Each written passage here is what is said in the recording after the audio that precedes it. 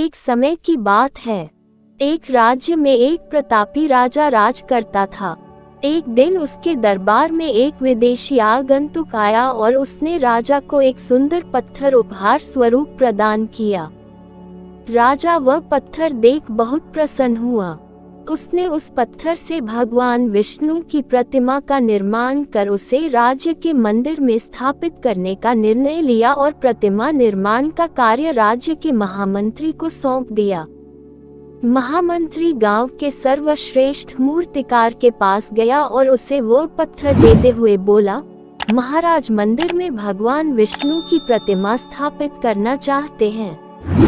7 दिवस के भीतर इस पत्थर से भगवान विष्णु की प्रतिमा तैयार कर राजमहल पहुंचा देना। इसके लिए तुम्हें 50 स्वर्ण मुद्राएं दी जाएंगी।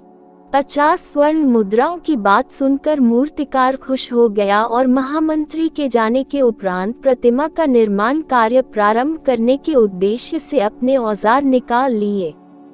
अपने औजारों में से उसने एक हथौड़ा लिया और पत्थर तोड़ने के लिए उस पर हथौड़े से वार करने लगा, किंतु पत्थर जस का तस रहा। मूर्तिकार ने हथौड़े के कई वार पत्थर पर किए, किंतु पत्थर नहीं टूटा। 50 बार प्रयास करने के उपरांत मूर्तिकार ने अंतिम बार प्रयास करने के उद्देश्य से हथौड़ा उठाया, किंतु ये सोचकर हथौड़े पर प्रहार करने के पूर्व ही उसने हाथ खींच लिया कि जब 50 बार वार करने से पत्थर नहीं टूटा तो अब क्या टूटेगा। वो पत्थर लेकर वापस महामंत्री के पास गया और उसे यह कह वापस कर आया कि इस पत्थर को तोड़ना नामुमकिन है, इसलिए इससे भगवान विष्णु की प्रतिमा नहीं बन सकती। महामंत्री को राजा का आदेश हर स्थिति में पूर्ण करना था, इसलिए उसने भगवान विष्णु की प्रतिमा निर्मित करने का कार्य गांव के एक साधारण से मूर्तिकार को सौंप दिया। पत्थर लेकर मूर्तिकार ने महामंत्री के सामने ही उस पर हथौड़े से प्रहार किया और वह पत्थर एक बार में ही टूट गया। पत्थर टूटने के बाद मूर्तिकार प्रतिमा बनाने में जुट गया। इधर महामंत्री सोचने लगा कि काश पहले मूर्तिकार ने एक अंतिम प्रयास और किया होता तो सफल हो गया होता और 50 स्वर्ण मुद्राओं का हकदार बनता। स्वर्ण मुद्राओं का हकदार बनता। सीख मित्रों, हम भी अपने जीवन में ऐसी परिस्थितियों से दो चार होते रहते हैं।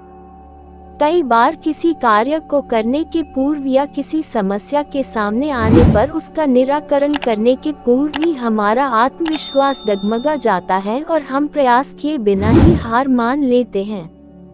कई बार हम 1-2 प्रयास में असफलता मिलने पर आगे प्रयास करना छोड़ देते हैं, जबकि हो सकता है कि कुछ प्रयास और करने पर कार्य पूर्ण हो जाता या समस्या का समाधान हो जाता। यदि जीवन में सफलता प्राप्त करनी है तो बार बार असफल होने पर भी तब तक प्रयास करना नहीं छोड़ना चाहिए जब तक सफलता नहीं मिल जाती। क्या पता जिस प्रयास को करने के पूर्व हम हाथ खींच ले वही हमारा अंतिम प्रयास हो और उसमें हमें कामयाबी प्राप्त हो जाए।